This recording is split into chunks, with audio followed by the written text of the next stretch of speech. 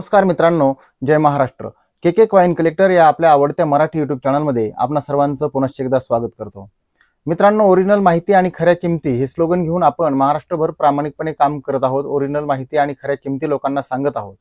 आपला काल व्हिडिओ एक आपण अपलोड केला होता, त्यामध्ये एक मला कमेंट्स अशी आली होती आपल्या सबस्क्रायबर बांधवांची की सर माहिती छान सांगताय परंतु मेटल समजत नाही, मेटल कोणतं नाणं कोणत्या मेटलचं बनलेलं आहे हे समजत नाही। आता मला आज ज्या नाण्याविषयी माहिती सांगायची त्या नाण्यामध्ये मी मेटलची माहिती सांगणार नाही, पण एक शॉर्टकट मध्ये तुम्हाला सांगतो। हे पहा, जर अशा पद्धतीची नाणी असतील तुमच्याकडे, आपण पाहू शकता व्हिडिओमध्ये, अशा पद्धतीची जर नाणी असतील तर तुम्ही समजून जायचं की फेराटिक स्टेनलेस स्टील मधली बनलेली नाणी आहेत।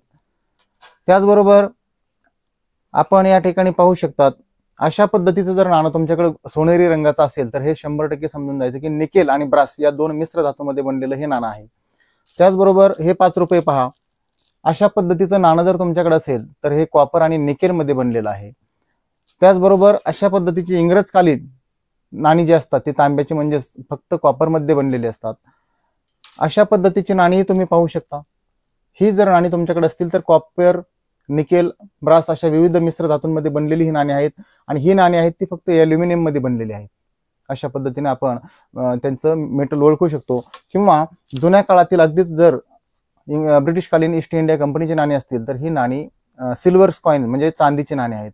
तर अशा पद्धतीने आपण त्याचं वेगवेगळं मेटल ओळखू शकतो। तरी ह्या मेटल विषयीचा व्हिडिओ आपण नंतर डिटेल्स मध्ये देऊ। आज आपण एका सुंदर अशा नाण्याची 5 रुपयाच्या नाण्याची एक माहिती सांगणार आहोत। त्याचं व्हॅल्युएशन, त्याचं मेटल आणि सगळी आजच्या घडीला त्याचं मूल्य हे आपण आजच्या व्हिडिओमध्ये सांगणार आहोत। तरी कृपया आपण जर या चॅनलला नवीन असाल तर कृपया लाईक, शेअर आणि सबस्क्राईब नक्की करा। यूट्यूबमध्ये अजून एक नवीन फीचर्स आले हाईप म्हणून, त्या हाईपमध्ये तुम्ही जर त्याला क्लिक केलं तर मला काही पॉईंट्स मिळतात आणि आपलं के कॉइन कलेक्टर हे चॅनल ग्रो व्हायला मदत होते। तर आपण सर्वांनी त्या बटनावर सुद्धा क्लिक करावं। आपण सर्वजणांनी हा व्हिडिओ स्किप न करता पाहावा।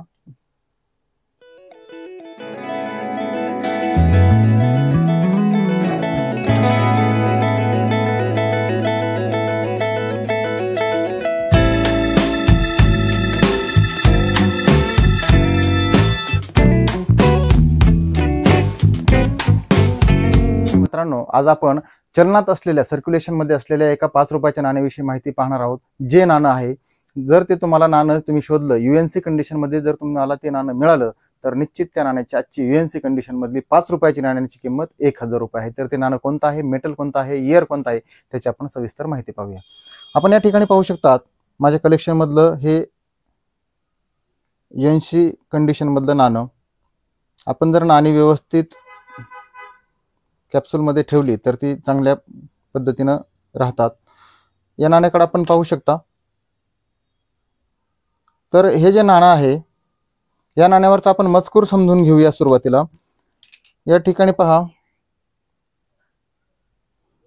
या ठिकाणी इंग्रजी आणि देवनागरी मध्ये एक मजकूर आहे बघा। एका बाजूला अभियांत्रिकी उत्कृष्टता के 50 वर्ष, 50 इयर्स ऑफ इंजिनिअरिंग एक्सलन्स, 1864 ते 2014 या कालखंडातील हे नाणं आहे। बारकाईने जर पाहिलं आपण या ठिकाणी ह्याला 50 वर्ष पूर्ण झालेत। इंजिनिअरिंग अभियांत्रिकी क्षेत्र हे 50 वर्ष पूर्ण झाल्यामुळे इथं गोल्डन ज्युबिली बारीक अक्षरामध्ये सुद्धा नाव आहे, आपण बघू शकता। इकडे BHEL आणि कॅपिटल मध्ये सुद्धा BHEL असं मजकूर या ठिकाणी आहे। कॉइन कलेक्टर या नाण्याला भेल असं म्हणतात। जसं एकम कॉइन कलेक्शनला आझादी का अमृत महोत्सवच्या नाण्याला एकम कॉइन म्हणतात, तसं याला भेल असं सुद्धा म्हटलं जातं। तर हे निकेल आणि ब्रास मध्ये 2014 मध्ये बनलेलं 5 रुपये डिनॉमिनेशन असलेलं हे नाणं या ठिकाणी दिसतंय आपल्याला। भारत, इकडे इंडिया, अशोक स्तंभाखाली सत्यमेव जयते असा मजकूर या ठिकाणी आहे। तर या नाण्याचं वजन आहे 6 ग्रॅम, साईज आहे 23 mm आणि शेप आहे गोलाकार सर्क्युलर। आपण पुस्तकामध्ये पाहूया। बऱ्याचदा काय होतं, मला कमेंट्स आल्या होत्या की सर तुम्ही नाणं दाखवताना ते मोबाईल मध्ये क्लिअर दिसत नाही। आपण या ठिकाणी या नाण्याची माहिती इथे पाहू शकता। इथं बघा, year 2014, metal nickel brass, size 23 mm, आकार याचा गोलाकार आहे। तर या नाण्यांची किमती समजून घ्या बारकाईने। सर्वात महत्वाचं जे आपल्या लक्षात आलं पाहिजे की कोणतं यूएनसी कंडिशन मधलं नाणं कोणत्या मिंटचं महाग आहे। तर सुरुवातीचंच बॉम्बे मिंटचं नाणं एक्स्ट्रा फाईन मध्ये 150 आणि यूएनसी कंडिशन मध्ये ह्या नाण्याची आज 1000 रुपये किंमत झालेली आहे। पहा मित्रांनो, ही बारकाईनं आज आपल्याला वाटतं हे शक्य नसेल वगैरे, परंतु 1000 रुपयाला हे यूएनसी नाणं मी विकताना स्वतः पाहिले किंवा मी सुद्धा विकत घेऊ शकतो। हे पहा, आता यानंतरचं जे मिंट आहे आपण बारकाईने पाहिलं तर कलकत्ता मिंट आहे 15 रुपये फक्त एक्स्ट्रा फाईनमध्ये, आणि UNC कंडिशनला हे नाणं 50 रुपयाला जाते. ठीक आहे ना, 10 पट किंमत तरी सुद्धा 5 रुपयाच्या नाण्याची आहे. हैदराबाद मिंटचं नाण्याची किंमत, त्याचबरोबर नोएडा मिंटच्या नाण्याची किंमत हे जवळपास सेम आहेत. फक्त नोएडा मिंटचं एक्स्ट्रा फाईनचं नाणं जे आहे ते 25 रुपयाला आहे आणि UNC कंडिशनमधलं नाणं सुद्धा 50 रुपयाला आहे. आपल्याला लक्षात ठेवायचं आहे, बॉम्बे मिंटचं हे जर नाणं भेल अभियांत्रिकी उत्कृष्टता के 50 वर्ष 50 इयर्स ऑफ इंजिनिअरिंग एक्सलन्स 1864-2014 असा मजकूर असलेलं भेल हे जर नाणं आपल्याकडे आलं तर आपल्याला ते सांभाळून ठेवायचं आहे. कारण बॉम्बे मिंटचं नाणं हे UNC कंडिशनमधलं नाणं आपल्याला 1000 रुपये मिळवून देणार आहे. तर मित्रांनो, आपण ही माहिती पाहिली. या नाण्याविषयी ही माहिती तुम्हाला कशी वाटली? BHEL भेल हे 5 रुपयाचं नाणं बॉम्बे मिंटचं UNC कंडिशनमध्ये 1000 रुपये मिळवून देऊ शकतं. तर निश्चित आपल्याला या नाण्याला सांभाळून ठेवणं गरजेचं आहे. जर हे नाणं तुमच्याकडे आलं तर कृपया आपल्या चांगल्या फोल्डरमध्ये किंवा कॅप्सूलमध्ये त्याला सांभाळून ठेवा. आणि UNC जरी नसेल, एक्स्ट्रा फाईनमधलं नाणं असेल तरी 5 रुपयाचे 50 रुपये 100-200 रुपये जर आपल्याला मिळत असतील बॉम्बे मिंटचे, 500 रुपयापर्यंत एक्स्ट्रा फाईनमध्ये हे नाणं जाऊ शकतं. आणि म्हणून हे मुंबई मिंटचं असो, कोणत्याही मिंटचं असो, UNC कंडिशनमधलं नाणं 50 रुपयाच्या किमतीच्या वरती आहे. म्हणून नाण्यांना विकण्यापेक्षा जपण्याचा प्रयत्न करा. मला एक काल कमेंट आली होती, त्या कमेंट्समध्ये मला थोडंसं म्हणजे विचित्रपणा वाटला. त्यांनी असं सांगितलं की तुम्ही सर 1 रुपयाचं नाण्याचे 350 रुपये UNC कंडिशन सांगितली आणि मग 1 रुपयाचं नाणं घेऊन पुण्याला जायचं, त्याला मला 500 रुपये खर्च आहे खर्चीला.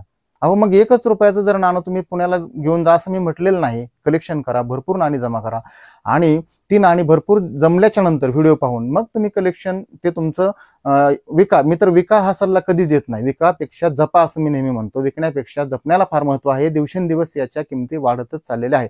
जरी तुम्हाला विकायचं असं एक्झिबिशनमध्ये तरी नाणी आधी संग्रहित करा.